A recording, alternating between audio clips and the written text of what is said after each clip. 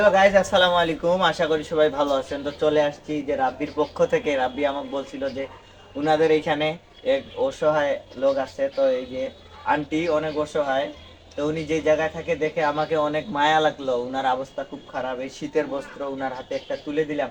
এটাতে পাওয়া আপনি খুশি?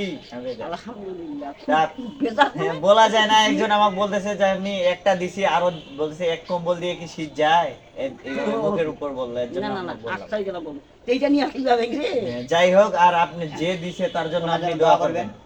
সৌদি প্রবাসী এখন দেওয়া হয়েছে এটা হ্যাঁ। এটা ওনার জন্য দোয়া করবেন, ঠিক আছে? আপনি যে দিছে তার জন্য দোয়া করবেন, আর উনার পক্ষ থেকে আমরা পাইছি, আমাদের জন্য দোয়া করবেন। আর আমরা যদি পারি তাহলে আপনার জন্য আরো কিছু করব, বুঝতে পারছেন?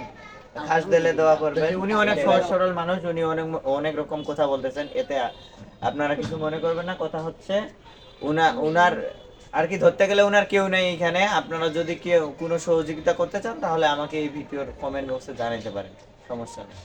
আসসালামু আলাইকুম।